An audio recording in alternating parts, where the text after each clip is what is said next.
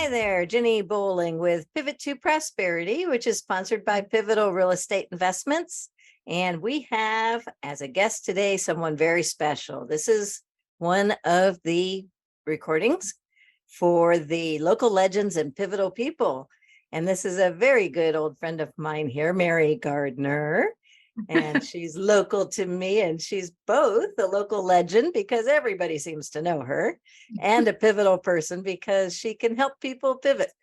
So, Mary, tell us about your background, please.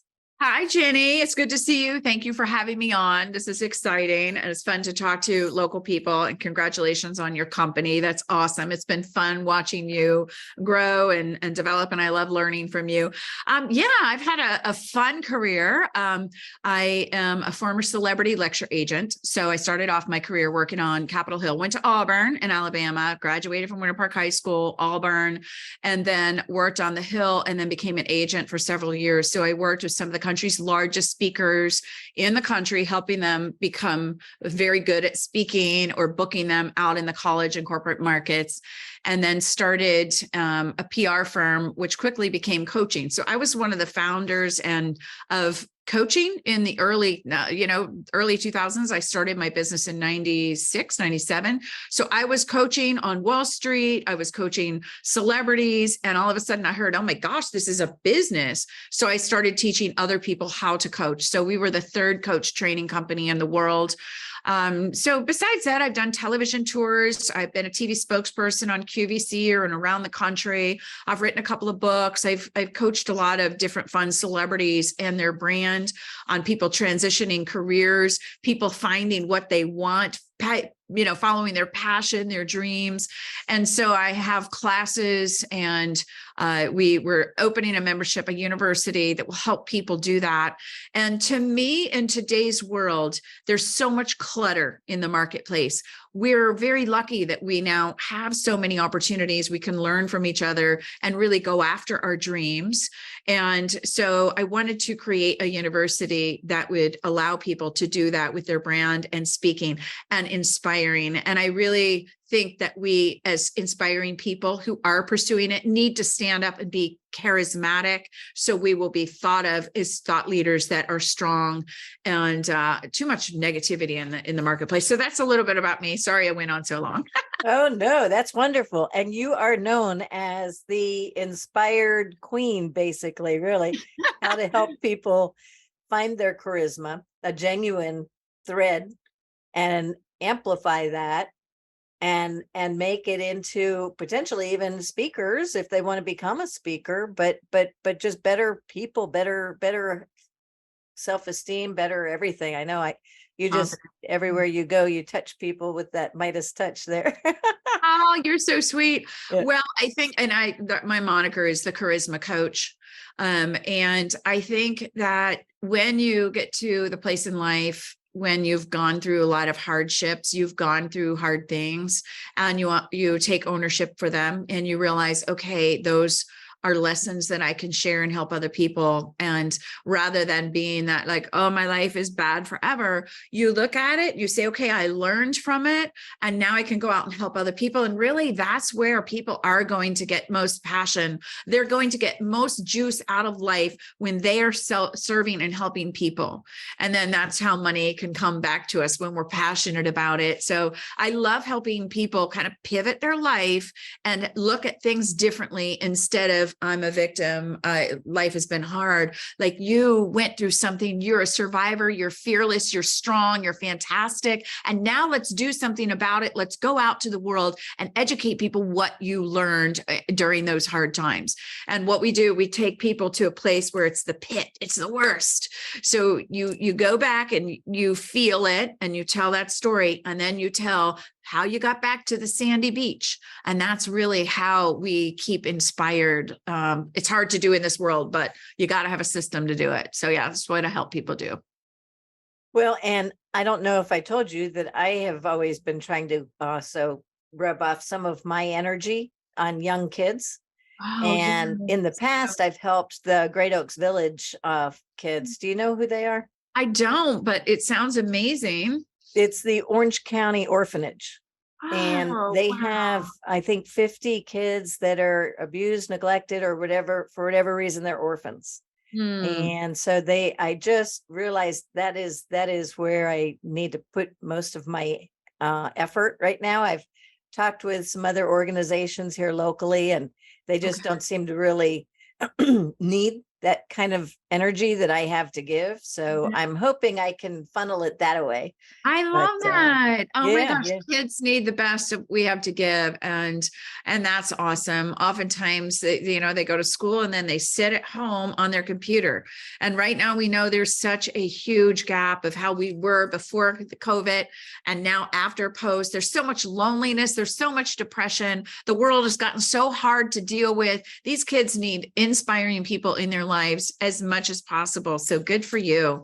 I'd yeah, say yeah. bring an army with you, girl. Yeah, well, you would be one. Yeah, For I'm sure. game. I'm game. You're more than one. So let's talk a little bit specifically about maybe, if you can, about a couple of your clients and what the either the mindset change or what it is that you do so well, so that the audience can hear that. Okay, great. I think that first we would start with just a story that I had a mindset change. And I was a celebrity agent for a long time and helped many different people that were in the media, and they were, different speakers. And then years ago, I went through a situation where my son was diagnosed on the autism spectrum. And I didn't know what to do and how to handle it. And so my whole life kind of crashed after that. I separated, and then I found myself to be a single mom, and I didn't know how to handle this child who was so out of the box. So it was a very difficult, desperate situation. So I just started with massaging him and just taking care of him, and literally brought him back to a place. Now he's 23 and phenomenal. And so I've Mm. personally gone through a transformation where I've seen life be very hard, where every single day you're like, where's the joy? Where's the joy? And so when you're in those difficult times, it's great to hold hands with somebody who's been there, to somebody that you can find that has already survived something difficult. So people find me when they are, oftentimes they've survived, or maybe they've written a story about how they went through a heart issue or something like that. So, and then sometimes, because I'm a former agent, like a couple of my clients, one of them was Mark Kelly, the astronaut married to Gabby Giffords. When I started working with Mark, he had gone from being his story was really good. He and his brother were hoodlums when they were 16 years old, throwing rocks at cars. And then his dad was like, all right, you guys are just not pulling your weight. I'm going to put you in welder school. And so they were like, no, we want to do something better. And so he watched his mother, and his mom was this tiny little 5-foot woman. She wanted to be the first police officer in the city of New Jersey where she was. And she had to do a physical fitness test. So I got Mark to tell this story. So his mom, every single day, his dad sent or put together a wall that she had to climb. And the one for the test was 7'5" tall. So he built one that was 7'6" tall. So every day she'd come home, she'd try to get her little leg over it. She was tiny. She'd fall in the mud. She'd go back and try it again the next day. And one day she was able to get over that wall. And by the time she took that physical fitness test, she beat all the men, and she became the first police officer in the city of New Jersey. Yeah, she was a secretary, became a police officer. So he started watching his mom and watching other people of how they changed and transformed. And he told of stories of, I totally changed his presentation. And when, a lot of men, especially, or even all of us who are strong business people, we don't want to talk about the gross stuff. We don't want to talk about the hard things that we've been through. We don't want to complain. But when you're in the process of transformation, embracing that and knowing that that's a part of you, because that makes us all more compassionate, it makes us more human, and it makes us attract people at a higher level. So being able to tell your story in a way that's quick, succinct, emotional. So what happened for Mark after he started embracing the stories and telling about how he almost wrecked planes when he was a fighter pilot, and almost wrecked the aircraft when he was a fighter pilot. And I don't think he was the fighter pilot. That was a story. Anyway, that was interesting. But he became a speaker that impacted audiences worldwide. He made over $7 million on the one speech. And so just helping everybody see they're good, they're bad, they're ugly, and then how they got back, and now to reach back and help other people. So Mark was one. I worked with his brother. I've worked with Martina Navratilova, Billie Jean King. I've worked with many Olympic athletes who are now struggling to tell, a story. And so we get a book out there, we get them on the speaker circuit, and then they're in front of audiences where they can motivate and inspire people. So having a crafted presentation, super important. I just believe that all of us have a story, and all of us have the ability to stand up and help other people. So doesn't matter if they're a celebrity. I love celebrities, but I like anybody who's ambitious, who wants to achieve and help other people. Right. And you're good at it. I've been to your workshops, and I've had you come in as a speaker before too. So that's been really great to be able to do.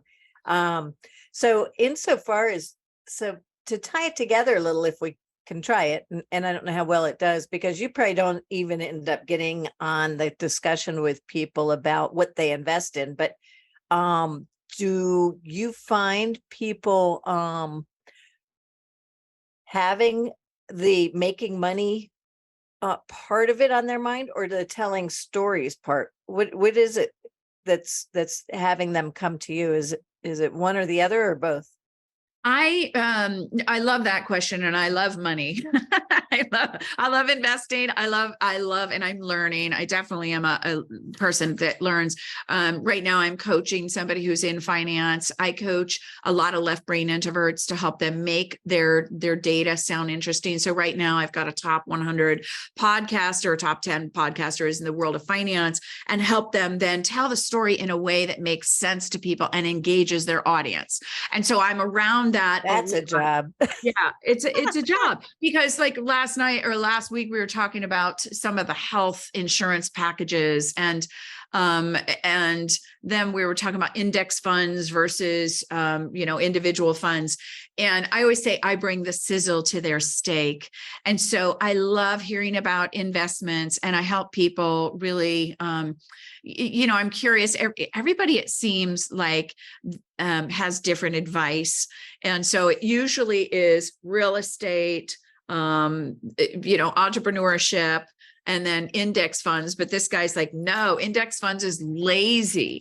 So I do get it into that conversation with many of my clients.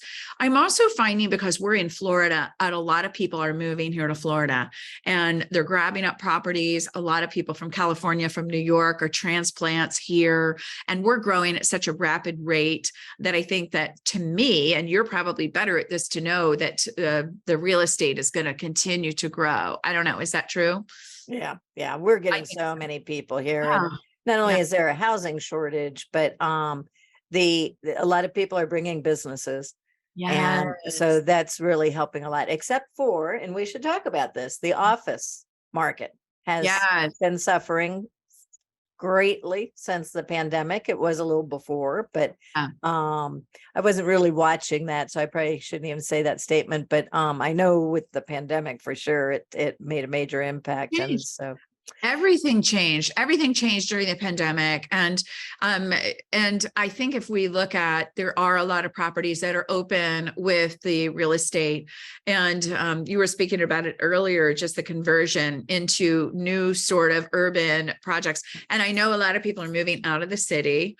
But the need that I see, especially, is because there's our number one concern for HR in companies is the mental health, is also financial literacy, and then vision, mission, purpose. So I think because we now spend a lot of time, even more time now, on the internet, it's zeroed down into very simple things. We get cluttered in our mind with watching all these people on social media.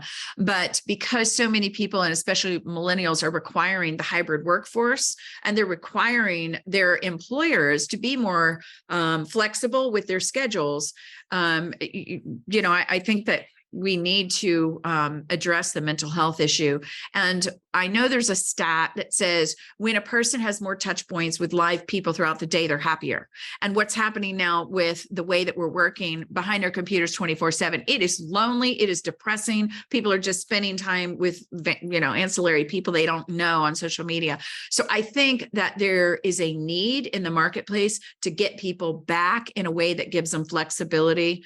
But the one thing about me is if it's an influencer, like I was saying, I've been in those shared spaces before and they did not work for me because they give you like one conference room, you have to rent it, and then tiny little offices. And I'm like, I talk a lot. I'm talking to CEOs and talking to podcasters. And so there have to be multiple different options. I think if people are going to be investing as an office space where they have a membership and things like that. So I think the executive suite model is really been growing. And yes, making it so that there's common areas and different options out there. That's really good, especially when you mix it with residential. Downtown, there's some buildings that have the residential above the offices too.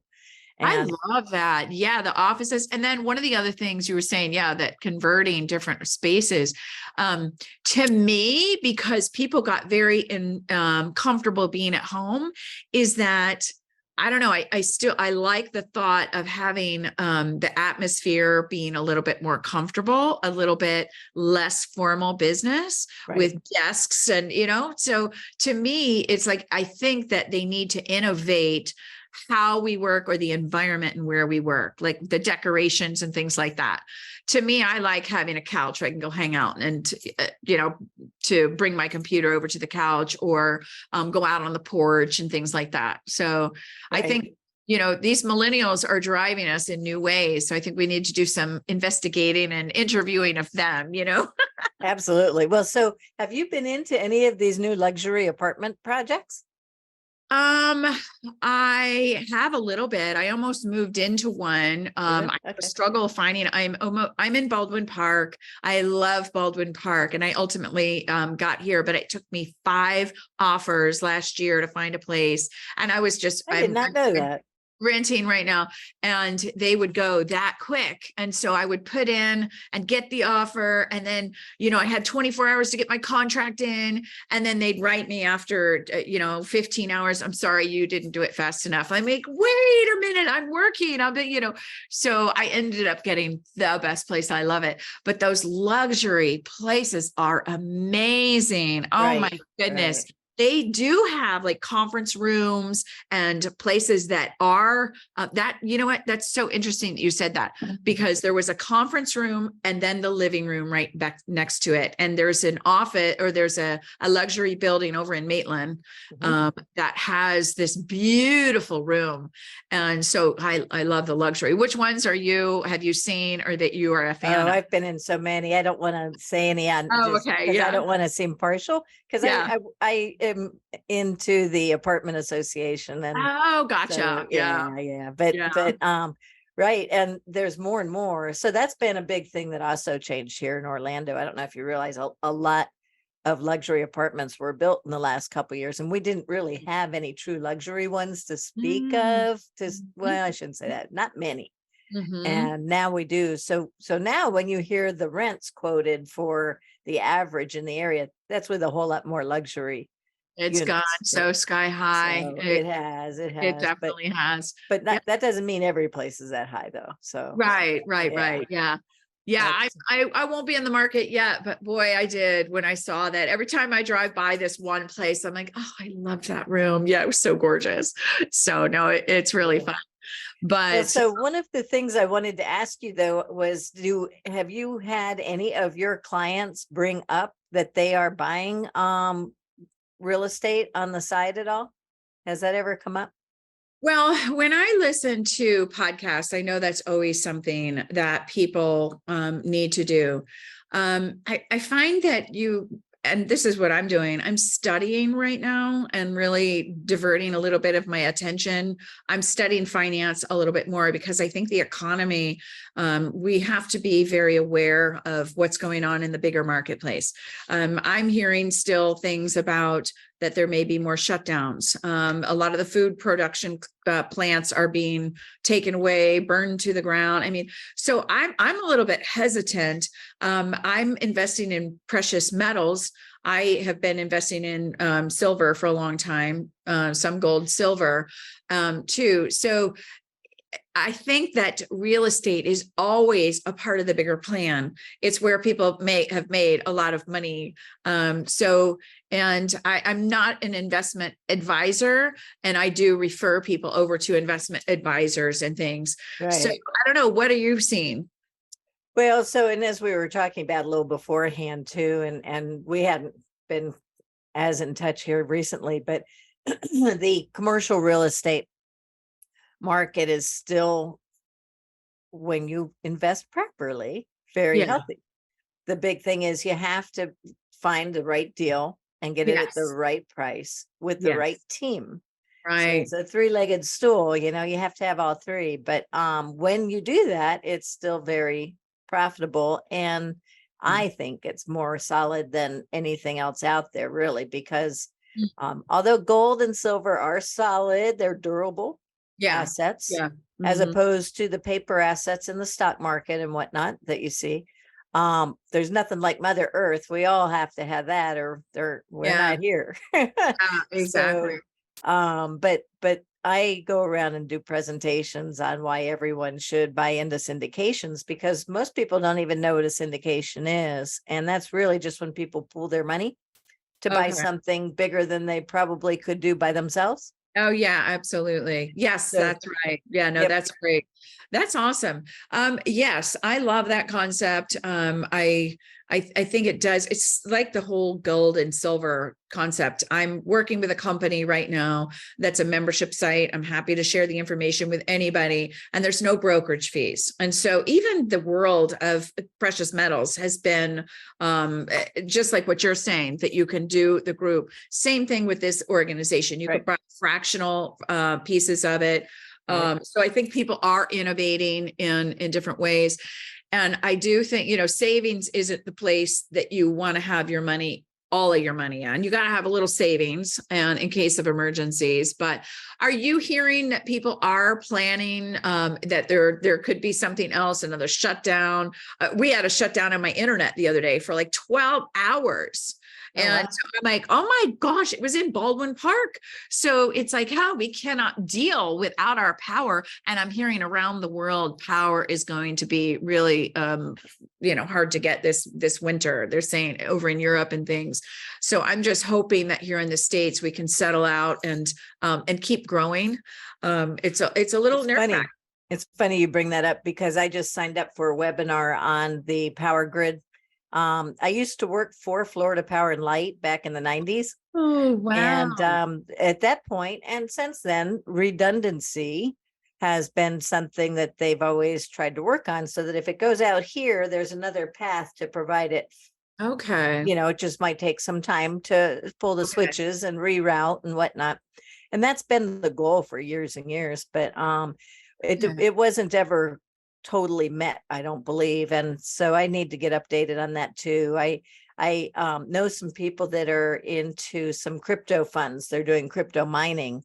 And so of Uh, course that requires a lot of power. But the heat waves alone, not to mhm. mention these ice storms that we're getting, so much Yes. dramatic weather that Yes. it stresses the systems. Oh, Yeah. absolutely. I think we're a little bit isolated in Florida, and we're somewhat fortunate in so many ways. As we know, a lot of the trucks, when they shut down and we weren't able to get as much stuff, we are pretty good. We've got food here in Florida. We've got, people, we're going to be okay, and we don't freeze out like other states do. So I think that's another reason that people are looking ahead. Like, is this going to happen in the United States? What's happening abroad? And hopefully it will be able to, we're not going to end up like Venezuela or Cuba, Right. So yeah, it's always a balancing act, and you're into the real estate. I'm into precious metals and into, investing in different ways and into my business, growing my business. You have to, as an entrepreneur, keep the mindset of you want to make sure your needs are met. You want to be able to have a cushion to be able to play a little bit in the area of your passion and transform into something what's ahead, and to be able to take time to study, because things are changing so quickly, so rapidly. Like the stuff that you've got, I haven't even heard half this stuff. I've got stuff that's new and innovative, and ChatGPT and artificial intelligence have changed things so dramatically that I think that where people need to be right now is get your needs met and have a solid something. So whether that's a solid job or solid company or something, at least having your needs met, and then being able to build. You've got to build for the future, obviously, and that's the investments. And then I think most people, if they're not into entrepreneurship at this point, everybody needs to have a side business, because you save on taxes and it just makes sense. If they're employed, then they'll save so much money if they open a side business. Side gigs are the way of the future. And even with the world the way it is, a lot of companies are hiring people on a part-time basis, so they're not having to pay all the benefits and everything. Right. So I don't know. You got to stay up on things in today's world. It's changing so rapidly. How are you doing that? Are you? So the reason a lot of people get into the commercial real estate is because they are going for financial freedom so that they don't have to work. But a lot of them have a passion that they want to be able to spend more time doing, whether it's being with the family, or whether it's a new company, business, something that's passion driven. And that's their big why usually for getting into, that we hear most often, for getting into the commercial real estate. And so they usually find somebody that they know, like, and trust to do business with. Okay. They find out about the property, and then it's usually like a 3 to 7 year, average 5-year holding period. Yeah, that's what I was going to say. You can't liquefy it. That's the problem with real estate. You can't liquefy quickly enough. So that's why you don't use money you need, though. Most people use retirement money, though. Yeah, okay, that makes sense. Yeah, but the thing that most people don't realize is that it's cheaper to get into these syndications than to go buy a rental property. It's usually around $50,000. And if you go buy a rental property and you're signing on the loan and you have to do everything, and it's at least 200. Okay. Oh, it's a lot of people don't realize that they could probably get into it. But there is 2 qualifiers, I should say. They do have to either be an accredited investor or a sophisticated investor. But most people can or do qualify once they find out about it. If they like it, they become a sophisticated investor, and then after they do it a bit, they can become accredited, which means they're making 200 a year or more. And 300 if they're married. But so yeah, it's kind of a different world. That's why I was wondering if any of your celebrities might talk about this stuff with you, because I'm sitting here thinking my ideas are popping about how to get you out there. I'll tell you what I've told several of the people. I just met another gentleman the other day. He's a financial investor and he lived in New York City. And I was like, so what do you do? He's like, oh, I have clients that are NFL players. I said, oh, sorry. So sorry about that. He was like, yeah. And I think he was trying to impress me. And I'm like, no, I'm not, because the financial advisors that are working with celebrities are very, very on top of their game. And what's happened in the world, a lot of the celebrities, they make a massive amount of money and then they spend it. Their family comes calling. They're like so excited for the first time, like, oh my gosh, I'm going to buy houses, cars, whatever. And they drain their accounts and end up, so many of them after 5 years don't have that money anymore. And so it really does take people that are disciplined. And so I do subscribe to the Millionaire Next Door. It's like little bit, here and there. So I will say that I've heard a lot of their sad, sappy stories of how they've lost a lot of their money. And then the ones that are still at it are with great financial investors, and their financial advisors won't let them spend like more than $3,000 or $5,000 at a time. And so I would say that where somebody like you would want to get involved with is like meeting some of the agents. Some of the, agents and publicists are the people that are closest to celebrities. Yeah. And so I'm a former celebrity agent. And so and some of them are lawyers. So, they're affiliated with different organizations or what have you. For NFL or Olympics, no, I think it's just NFL and some of the athletes, you have to be an attorney. It's a legal document. Those agents. But when I was an agent, even in Hollywood, you do not have to be a lawyer. But knowing that entertainment, I think that those are people that would be a good avenue of things. And then also affiliating with accounting firms would be another good thing. I've worked with a lot of accounting firms because they're always a place to protect their clients' money. The problem is, and one reason more people don't know about it is that they don't make money on it. The financial advisors aren't making money, so they don't bring it up usually. Yes, you're right. Unless it's a friend of theirs that's doing the project. Right. That is so true. That is so true. Yep. Yeah, you're right. And as a former agent, I mean, I worked on straight commission. And so, but still having relationships with a variety of different people, and anybody who's out there as a brand ambassador selling anything. That's why, to me, you've got something that's inspiring. You've got something that's educational, something that people need or want, is finding out what affiliations, what associations would have those people, those demographic, and then being able to write articles for them. Maybe there's newsletters. Maybe you could do a collaborative, webinar, something like that. Right. Webinars are really big. Our company does that and helps people do that with websites and funnels and things like that. We have a CRM system, a customer management system that we also offer to clients who are trying to do that. And you've got something so beneficial and so hot, and people wouldn't have known about this like 5 years ago. Totally. The laws changed. The laws changed really. 2017 was when it made it easier for crowdfunding and doing this for everyday people. Yeah. Because it used to only be the rich and famous that knew about these deals. Yes. Isn't that amazing? And how things have changed so much. And now because of the internet, and I'm very active on LinkedIn. And I will tell you that for anybody that is looking like, how do I meet people? LinkedIn is the best resource. And we may sometimes be about, I hate social media. It's so full of crap. Instagram with all these models and what have you. But LinkedIn is growing at such an exponential rate. It was like 680 million. And now it's going to be over 1 billion over the next 2 years. And to be able to connect with people on LinkedIn, if you are consistent and you're professional and you have a professional image out there. And the other thing that I think would be advisable to someone like you is to put your videos on LinkedIn, because people want to work with people, like you said, they know, like, and trust.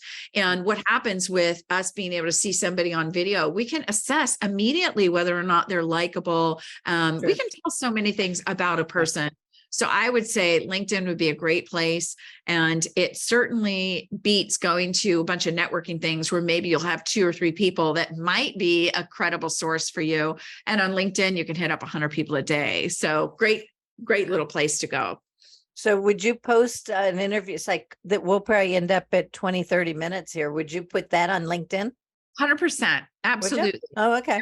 100%. I just did a podcast 2 days ago, and we had like hundreds of people. She and I are in a marketing group together. I'm also happy to introduce anybody to the marketing group that I'm in. It's phenomenal. We all are from all over the country. There's a lot of influencers, thought leaders, people in different industries. And then we collaborate on projects together. We support each other. And then we all comment on each other's projects when we're posting, and we're committed to posting every day. And so it drives up the algorithms, and then we're out there. I just released a newsletter called The Charisma Effect. I just released it 2 days ago. And my effort is that because I think people are drowning in difficult times, and they're drowning because they have a lack of hope, and they're drowning because they're hearing these culture wars and things that are just not relevant to their lives. And people are fighting with each other. And my thought is that we need to stand up and now be inspiring, stronger, inspiring, educate people in positive ways. So what you're doing, educating people, I would say 4 times a week, I would be educating people on what you do every single day on LinkedIn. Wow. And I would do it in a way that is about, here's the problem. Here's what's going to happen if you don't, or empathy, like here, it makes sense, empathy. Then here's what's going to happen if you don't listen to me. And then here's the solution. So you get about 400 characters. So it's tight and quick. And so you write a quick article, and then you post it. And then you also on LinkedIn can send any of your posts to people that you're connected with. So you just share it and send it. So we're doing that all day long. And so I help people. LinkedIn, I'm a part of a group, but I do refer people to this group because I've learned so much about this and growing my net worth along with my networking on LinkedIn. And that's how you're an influencer still. So much, so much. Well, we need to probably wrap it up. So for people that need to get in touch with you or want to get in touch with you, how would you want them to reach out? I'd love that. Certainly they can find me on LinkedIn at Mary Gardner Communications. And then my website is marygardner.com. And I'm in local. I do meet with people on Zoom if they have any needs for their clients. Our company does all communication strategies. We help influencers become better at communication. We bring the sizzle to their steak, and we do training for leaders, millennial leaders, to help people become professional, to help people stand up and stand out. And so we've got a great team of people for anybody who wants to succeed in business and in life. And we'd love to be in touch with you. So just hit us up and we'll have a meeting on Zoom. And if we can help, we'd love to. Thank you so much. I'm so glad we finally got this together. Thank you. I'm Yes. so excited for you. And thank you for sharing about all of the stuff that you're doing. I think it's incredibly valuable, and I cannot wait to dig in and hear more. Yes, yes. Well, we're going to talk a minute after I stop recording too. Awesome. Okay, good. All right, guys. Thank you. I hope everybody has a blessed day. Take care.